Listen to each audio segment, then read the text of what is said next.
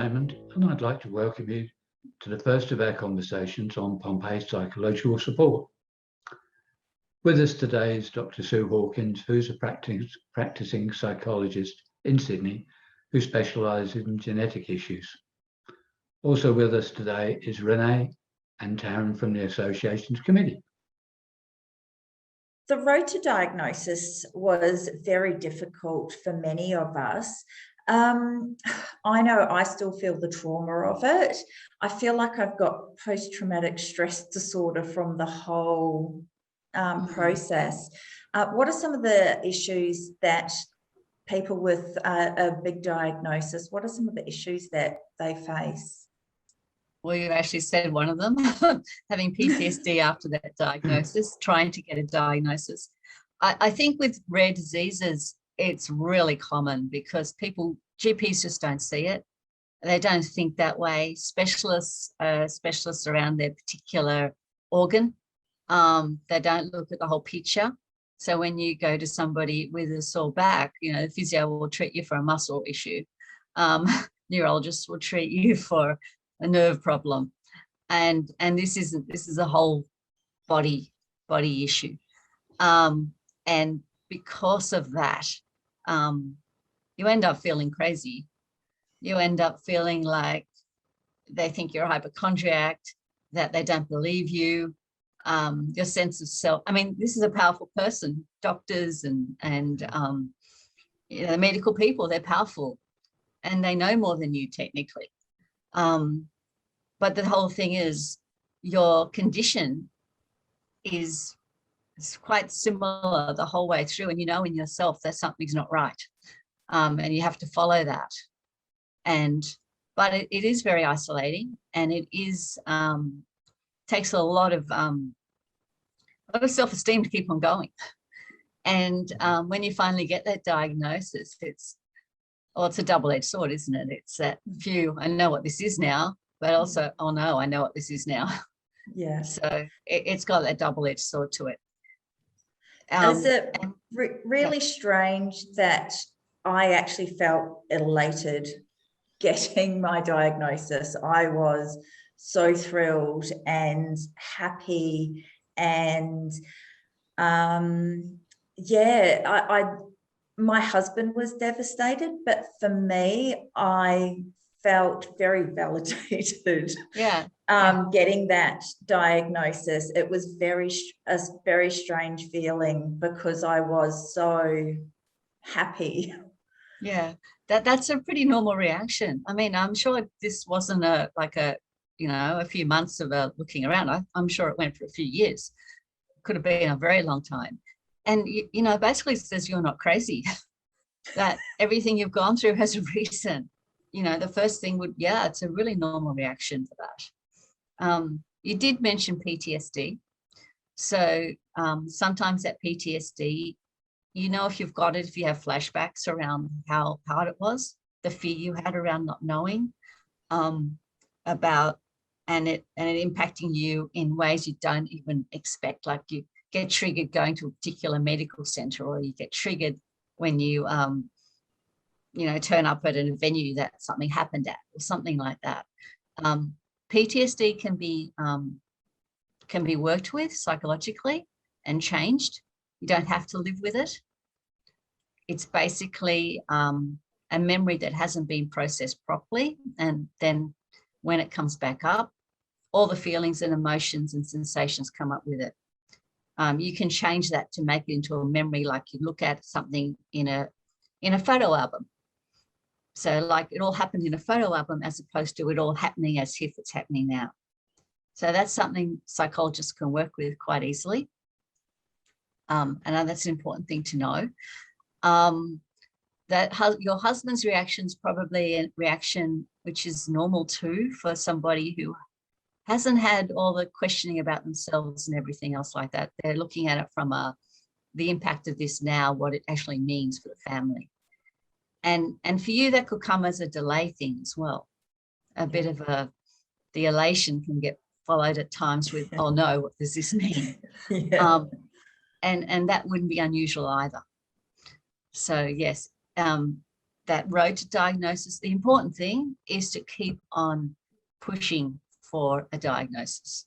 Follow instincts, follow guts. People do it as adults. They also need to do it for their children.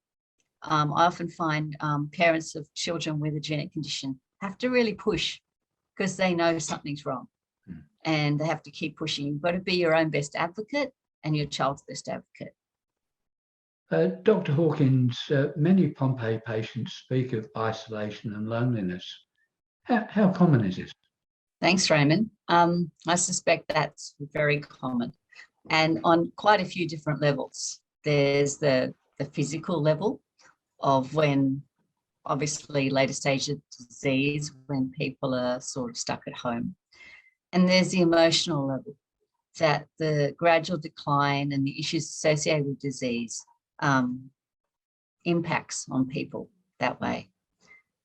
People, when they're diagnosed with a condition that's rare, often don't want to share it too much with everybody for many reasons, because it's a condition where people do decline, some at varying rates, but there is decline.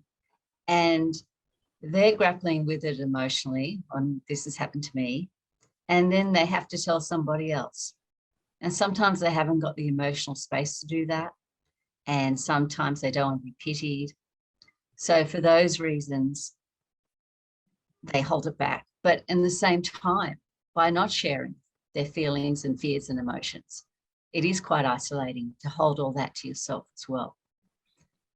On the physical level, when the disease stops you from being able to go out, or you go out, but it's harder to walk, harder to get around, harder to do things. Many people will stay at home and avoid not having to face that, or they'll avoid not doing the next step and perhaps taking a wheelchair because they don't want to acknowledge that this is going to be the next part of my downward journey. It's a way of trying to avoid facing the sort of inevitable long-term outcomes. But that also creates a lot of isolation in that space. And sometimes they get isolated because their friends think, oh no, I don't want to invite them there because they can't come for a walk, or they can't come for the group activity we want to do. And there are times where if you are able to share with your friends and close people that you have this disease and that what it's doing and the impact on your life, there are those times where to reduce isolation, you can actually be a bit more proactive and talk to those friends and say, well, this is what I can do. I can go to the beginning of the walk and I can take the photographs. And then someone can drive me around to the end of the walk and I'll take those photographs and I'll be able to participate. So being a bit more proactive and thinking how you can participate can be one of those things that can reduce some of the isolation and loneliness. And those conversations that are very hard, the ones that are hard to tell people, yes, this is happening to me, or I'm at this next stage where I have to take a wheelchair, or even to the stage where I've got to use a walking stick. If you can't do that, then it's good sometimes to have that person, one person that can be your sort of mouthpiece, that tells your friends for you. So you don't have to be the person that tells everybody straight away, because every time you tell a new person, you've got to repeat the whole story again. Other ways you can manage it is by sending out a big email to everybody saying, this is what's happening right now, and this is what I'd like you to do. Don't forget about me. Invite me to this, this, and this, because I still can do this, this, and this. So there's got to be ways of managing your isolation loneliness as well. So I think that's really interesting. And you're just thinking about being diagnosed quite young, where you're still going out a lot, and that fear or anxiety around, going to a friend's pub, a pub for a friend's birthday, and getting there and them going, it's all on one level, all of those sorts of things. And then you get there and there's a giant step to get up just to get in the front door that no one really thought about. I think that's a great strategy that you just said around, like, sort of putting it out there to the whole group, or your closest people around you, so that they have those thoughts in the back of the mind, because it can be frustrating sometimes that you feel like, oh, I can't do this again, or I can't go there again. So yeah, that's a great tip, I think. Exactly. And Taryn, you had a really good point there. it's the little things that make it hard sometimes, that big step where they're thinking it's flat. So you almost need a scout that goes ahead and checks it out for you. But that's actually really important, and to accept that you do need it is another thing, because people tend to just go, well, I don't want to put anybody out. I don't want to hassle somebody. I don't want to do that. Yeah. But for you to think of a big step and thinking, oh my God, I could fall flat on my face. I could hurt myself. I could be, damage some more things and be out. And then for that person there to have that happen and go, oh my God, I didn't realize, that's not good either. So yes, I think having a scout, or if you're going to go somewhere, being very well prepared, I think that's part of this. But having people understand that you going out, even if it's flat, just needs a little lump or a bump and you could be in big trouble, is also important. And it's not being, the thing people often say is I'm being weak, or I'm being, silly, or I'm expecting too much. I think it's really important to look after the self in this. Thank you, Sue. Taryn, I think you've got a question. Yeah, so I think this leads on from, after you have been diagnosed, I feel like for me, it took 13 years for me to get diagnosed, and I was a little bit like Renee, quite happy to have a diagnosis. But then, there's that minute, that hour, that day of, yes, I've got a diagnosis. And then all of a sudden there's that crash of, what does this mean and what next? And that fear and anxiety around, what's this going to look like for my future? So I guess it would just be interesting to hear your perspective on how people, or what people can do to try and not be overcome by those feelings of anxiety and fear around what is going to happen to me now. Okay. And that's a big anxiety and fear. Okay. So it's valid to have it. It's about how you manage it, I suppose. What control you do have on it and what control you don't have on it. I usually ask people, what exactly are they fearful of? What exactly are they anxious about? Because some people might say, oh, just not being able to work. Go to that point. Some people might go dying. Go to that point. Some people might go, how I die. What is it? What around it? Some people might do my family and what's going to happen to them. So knowing exactly what your biggest fear and anxiety is about, I think is really important.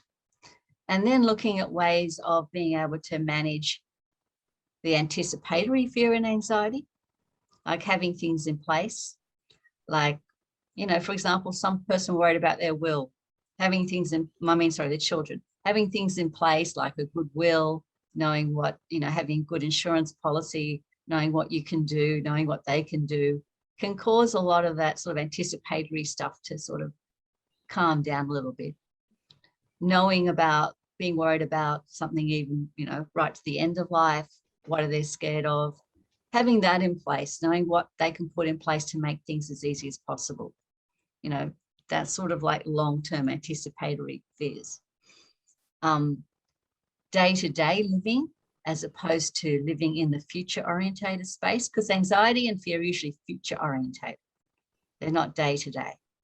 So focusing on helping them being in the moment, in the day, noticing what's happening in the here and now, as opposed to what's going to happen in the future. And just trying to use some mindfulness-based practices to do that. And just being able to plan and take as much control as you can. Look at what you can do as opposed to what you can't do. And there's good models out there. I mean, we just had the Disability Olympics, Disabled Olympics. How many people did so many things that nobody would have thought they could do? You got Sue Hawkins. I mean, the brain is such an incredible creative organ. That's something that's there and you can use the rest of your life. Look at the things you can do as opposed to the things you can't do. I really like that, because I think that's one of the big things, particularly for me and other patients that I've talked with Pompe. It's that that loss of control, and that's really frustrating. And because you're losing physical control, if you ask my partner, he'd probably say now I'm really controlling in other ways to try and get some of that back. But I think that's a really interesting point, that, yeah, just focusing on the here and now, because otherwise it can be so overwhelming. Definitely. Definitely. Yeah. Makes perfect sense. Yeah. So I experience quite a lot of pain and fatigue with my Pompe disease. I would say fatigue is my biggest issue, but I also find the physical pain quite draining mentally. Not being able to do the things I want with my fatigue is, I do get quite frustrated. I feel like it takes quite a mental toll. Is there some solutions or some things that can help with us to cope with these? Okay. So you mentioned something like your frustration with pain and fatigue. I'm just going to start there. I'll move on to different areas of that. But the frustration is the not being able to do something. And there's a form of the therapy of sorts called radical acceptance. And what happens in radical acceptance is basically you accept what you can't change and you just allow that to be. Now that people think, yuck, that's horrible. But see, the thing is, you can't change it. Okay. So you got two choices. You got the choice to accept it and go, okay. Or you got the choice to go, I don't like this. I hate it. I want it to be different. The thing is, when you add the I don't like it, resistance, I hate it. I want it to be different. When you get that powerless pain with the resistance, you end up being powerless. Whereas if you just take the pain on board or the fatigue on board without the resistance, it takes away the powerlessness. Sounds a bit counterintuitive, but that's actually how it works, because you can't change some of it. So it's accepting what you can't change. That's one part of it. Now, if I talk about pain, pain's an interesting phenomenon. I don't know if you guys watched Survivor recently, but the person that won Survivor was a pain expert. and the way she managed to outplay and outsmart people was basically being able to manage her own pain in a way the others couldn't. And pain is a really interesting phenomenon. It's actually in the brain. We experience pain from our brain. We don't experience it from our bodies. And there are a lot of different cognitive ways to manage pain. So becoming a bit of a pain cognitive specialist is another way to manage pain. So your experience of pain is different. So when experience of pain is different, then you're not fighting it as much, and therefore it's less impact on your life. We can't take away all pain, but we can definitely reduce pain. And hypnotherapy has been a really efficient way that people have shown that can reduce pain. That's another way that people have learned to manage pain through hypnotherapy, even to the point where they've done thyroid operations with hypnosis, under hypnosis without any anesthetic, and it's worked. So the brain is an amazing organ to help you with your pain. Fatigue is probably a bit part of the package, but you will reduce fatigue if your pain isn't as big too. So how can you look around all the different areas of your life that cause you stress and anxiety so you get more energy to keep on going? And with the fatigue and things, I suspect it's more bite-sizing, smaller tasks, shorter periods of time, and allow the rest. I think, Sue, too, maybe some of that stuff you talked about earlier leads into that, you know, if we're relying on other people and feeling confident to ask for help. I know that will help me too with my fatigue, because I've got that support there rather than trying to do everything on my own. So I think that's really good advice as well. Yeah. Well, actually, it's a great point, Taryn. I think you made a great point there. Use your resources. Basically, that's what you're saying. Use any resources you can, whether it is the wheelchair or it is the friend or it is the carer or it is NDIS that brings someone in to do all the menial housework so you've got more energy to do other things. Use your resources. So obviously in this journey, there's not just us, there's a lot of people around us who are involved as well, whether it be partners, carers. For me, I have a 5 and 9-year-old as well. So I guess I wanted to hear your perspective on what things there are, or how they can cope with this diagnosis and this disease alongside of us. Because as I said, it's not just about us all the time, it's also about the people that are in our lives. I think that's a really important question, and it's a lot of levels to that question. I'll start with partners first, because partners are in a tricky situation because they're both wanting to support, and yet they've got their own issues around life's change for them as well. And most people in couples don't want to burden each other with all their pains and grief and losses around these things. But communication is important as well. Saying that, people will deal with things differently. Some people are more proactive and want to get things done. Other people put their head in the sand. They find it's too overwhelming, so they just get on with things and pretend nothing happens. So being aware of your partner's coping strategies is really important, as being aware of yours too, which is also very important. It's important to try and get as many normal couple things in, keeping up intimacy in your relationship if you can, keeping up date nights, even if they may look different, is important as well. Couple time as opposed to parenting couple time, couple time is important, not to give up on that, because the couple unit is very strong. Pre-planning for the future when things do change, having real talks about that if your partner can, because sometimes they can't, they don't want to go there, and you know, that's where they may be at.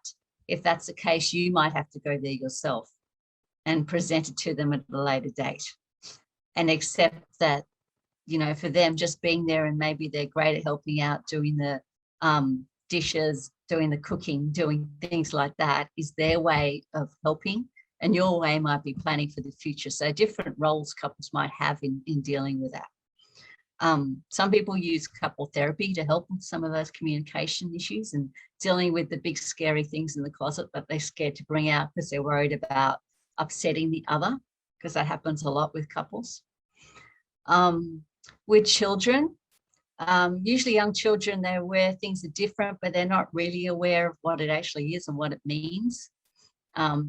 They probably haven't got as much, I'm talking about, you know, under 10, 5, probably haven't got as much insight into the long-term impacts of all this and what it means for them and the family and how things have changed.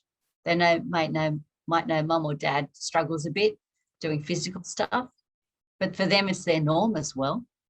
With something genetic, once they understand and they're a bit older, they're maybe a bit worried about happening to them, and getting a good psycho ed on what that means, and if they've been tested or haven't been tested, or I don't know, and what therapies are available and the future therapies that can be available. So some hope for them as well. Keeping things in terms of their age appropriate information. I think that's important too. You don't have to give them all the big details. You may just say, eventually, you know, things aren't going to work and I might have to use a wheelchair, but that means I can still do this, this, and this. But reassuring them that it's not they've done nothing wrong.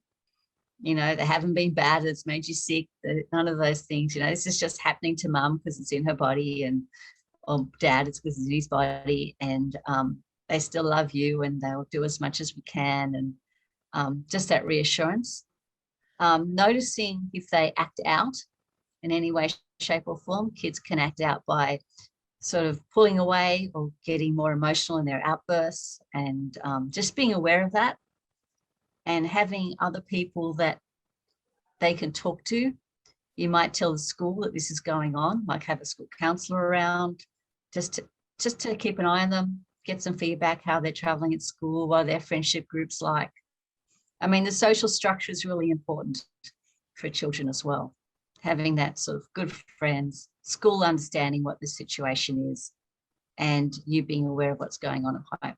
While you're just talking about children, I think the other side for me particularly is, so I was diagnosed before my children were born. But I think the side for me also is the guilt that I feel sometimes around that sort of carer role that they almost have to take on. You know, the fact that I can't bend and pick something up off the floor. So, you know, I'll be out with friends and I'll notice their kids running around and my poor children is like, can you pick that up for me? Do you have any tips or anything around that sort of space, around the guilt we may feel for our children or our partners or those other people in our lives? Okay, yeah, I'll try. Guilt is everybody has guilt, but guilt is, I sort of view guilt as it's when your belief systems doesn't match your behavior. People feel guilty, right? It's about you. Guilt's about you. People think it's about, you know, you're being nice to someone else because you feel guilty, but guilt is actually about you. And how do this is having a disease, having this genetic condition is unfortunately a biological phenomena. It has no ethics or morals. No one decides to do this. Everybody carries 8 bad genes anyway. And they can come out in all different shapes or forms. We're designed to become human because our genetics keeps changing. That's how we evolve. That's why we have Homo sapiens and not Neanderthals. I mean, we've evolved. So our genetic profile continuously changes. So we're all part of that package, and some people have a change that's not so great and that causes problems. Hence, it's nobody's fault.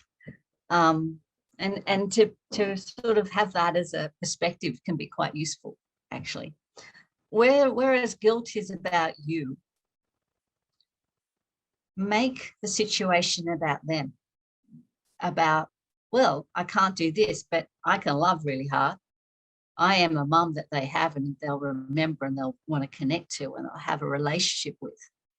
And yes, they have to pick up after me, but hey, wow, that's good. Sometimes it might help them in other relationships because they might have something positive from that.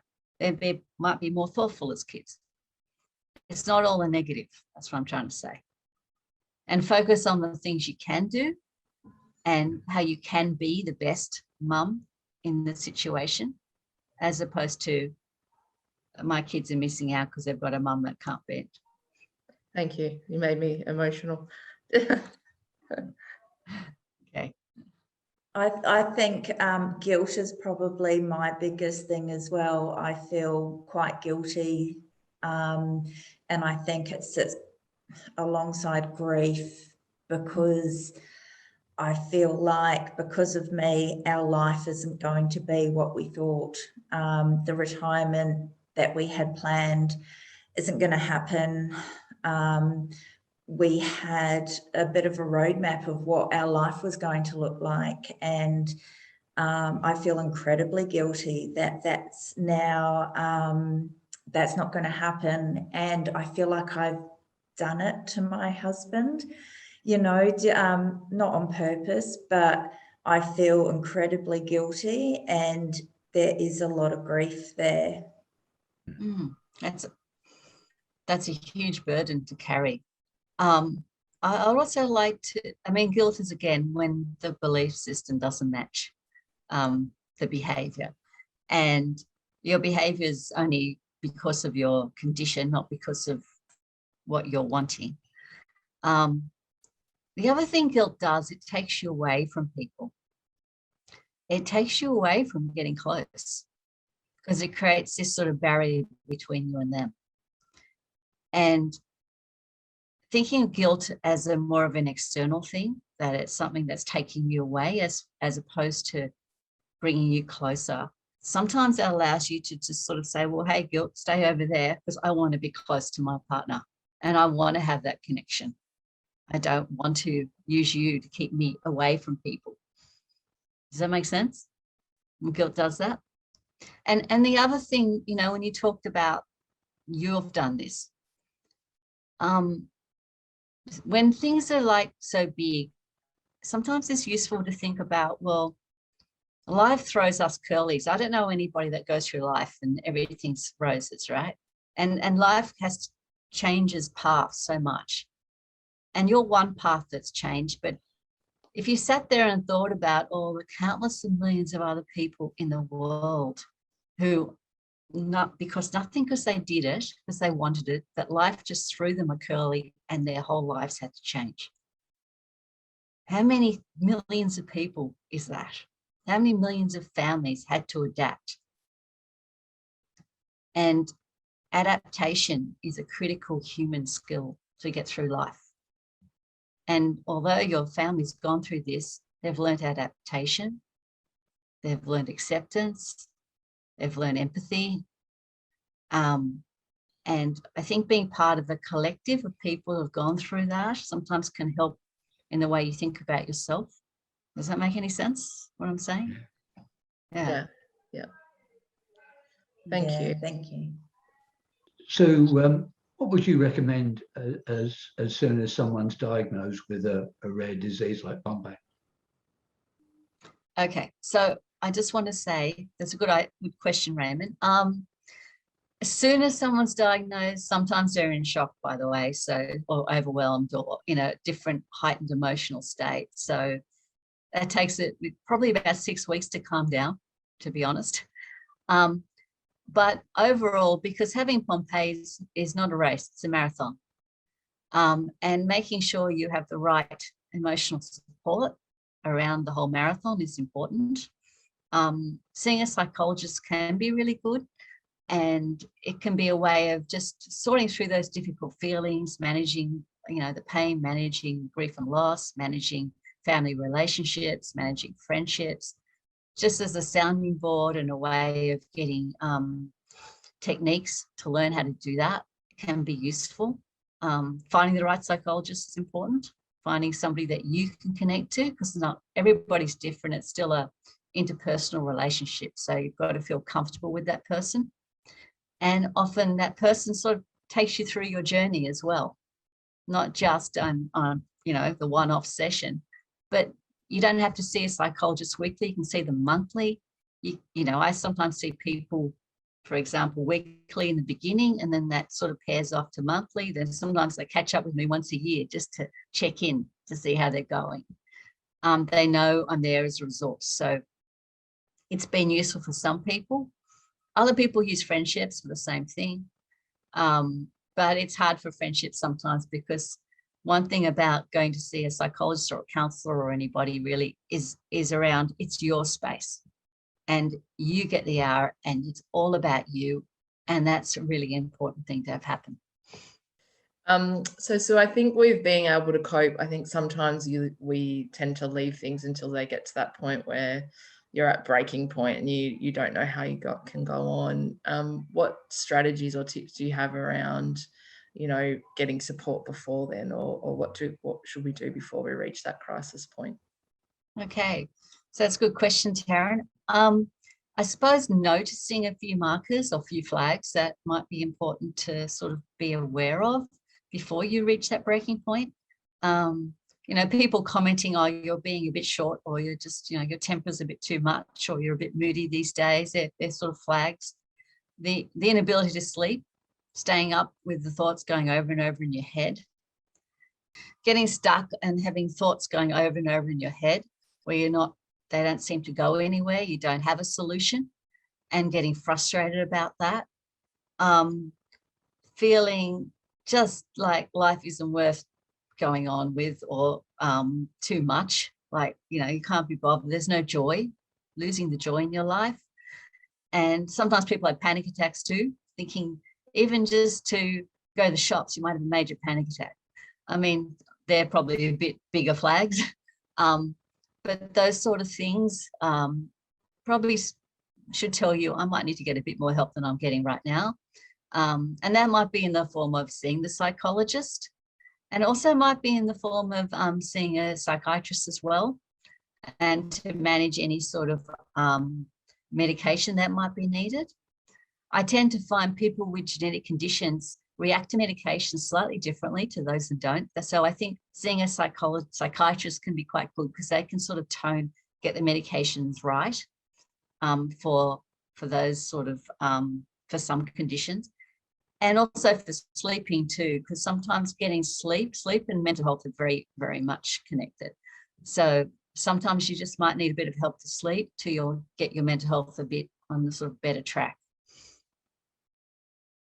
So I quite often find myself commenting that I am so over the disease being in the house, being talked about, just commented on. It's just everywhere. It's every day. It's constant. And there are times where I feel a little bit over it.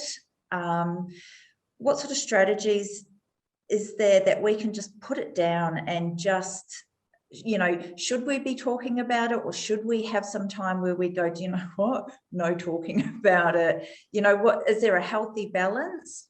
What do you think? I think there obviously needs to be a healthy balance from what you've just said.